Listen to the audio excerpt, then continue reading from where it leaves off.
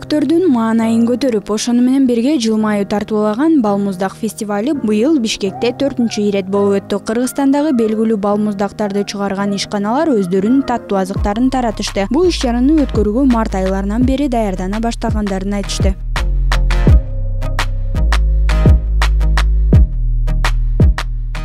Не мы, а вернее я всегда просто... Мен 8 жыл Англияда жашагам. Билесизби, ал жакта кайсы гана күн болбосун, көчөгө чыкканда көп нерселерге туш болосуң. Мисалы, Балмуздак фестивалю, Шишкебек фестивалю, Шляпа фестивалдар байма-бай өткөрүлүп турат. Мекениме кайра учуп келген соң жаңы идея киргизүүнү ойлодум. Алгач Таттуулар дүйнөсү фестивалю деп кайра Балмуздак фестивалын өткөрүүнү чечтим. Это был 2015 год.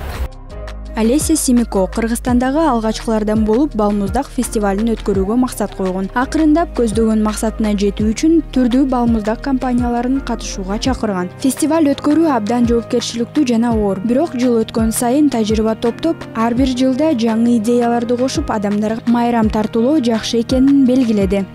Нет, я не скажу, что я... Элдерге жаккан жаңы майрам жараттым десем жаңылышпайм. Азыр мурун келген коноктор кайрадан фестивалды чыдамсыздык менен күтүшөт. Ошол себептен жыл сайын өзгөчө шоу тартуулоого аракет кылабыз. Мисалы, Балмуздактан сырткары балдар үчүн тапшырма даярдап, жакшы аткаргандарга белек беребиз. Майрамдык маанай тартуулоодон ырахат алам.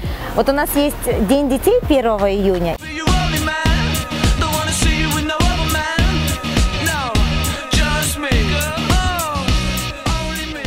Таттуу балмуздактардан сырткары иш-чаранын алкагында келген меймандар үчүн өзгөчө көңүл ачуучу шоу программалар, оюндар менен коштолду. Жалпысынан 1000 адам бекер балмуздактын даамын татуу мүмкүнчүлүгүнө ээ болушкан. Каарманыбыз өзүнүн командасы менен мындай майрамдарды дагы өткөрүүнү максат койгон.